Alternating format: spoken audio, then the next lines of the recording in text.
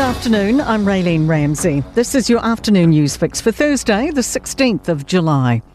Kiwi actor Sam Neill's cause of death has been revealed as pneumonia.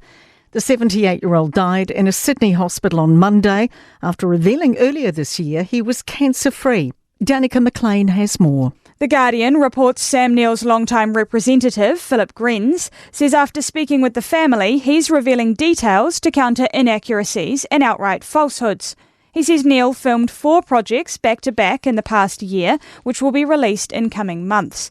A private funeral will be held at his New Zealand farm at an undetermined date.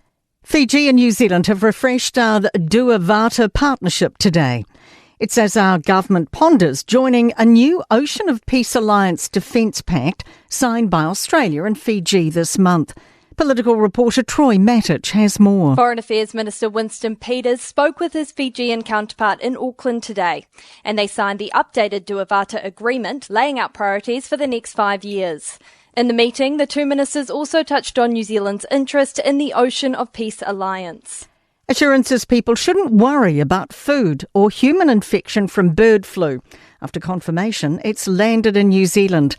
We have one confirmed case of the H5N1 strain in a seabird found on Petone Beach last week. Mainland Poultry CEO John Mackay says farms are already prepared with strong biosecurity measures. He says their produce is safe to consume and the risk to humans is low. We have very clear PPE guidelines worked up with MPI and the Ministry of Health to make sure that we can keep our people safe. A beneficiary advocate says an uptick in people drawing welfare payments doesn't paint the full picture. MSD data shows a 1.9% increase year on year of people receiving the main benefit at the end of June. 12.8% of the working age population are drawing the main benefit, up from 12.6% a year ago. Advocate Kay Brereton says she's surprised the rise is that small. I assume the reason the rise is that small is that there's a number of people who are partnered and therefore don't qualify for benefit even though they've lost their jobs. Labor's accusing the government of slamming the brakes on major transport projects, spending millions with nothing to show for it. An answer to a written parliamentary question shows $328 million had gone into 6 roads of national significance at the end of April. That's out of $675 million approved. Transport Minister Chris Bishop replied, saying NZTA's pipelines now put 4 of 6 roads in the slow lane.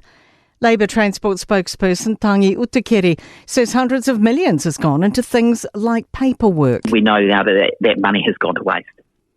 To sport. All Blacks coach Dave Rennie has gone for more bulk in his team to tackle Ireland in Auckland on Saturday, with Norma Tupu Vai on the blind side and Patrick Tuipulotu starting at lock. Returning first 5, Richie Mo'unga says he's looked at all loopholes but accepts he doesn't meet the criteria to be selected for the All Blacks' upcoming tour of South Africa. The Argentine Football Association is facing a hefty fine for its players displaying a politically motivated banner about the disputed Falkland Islands after the World Cup semi-final win over England. That is your latest news fix. We'll be back with the next update tomorrow morning from the Newstalk ZB newsroom.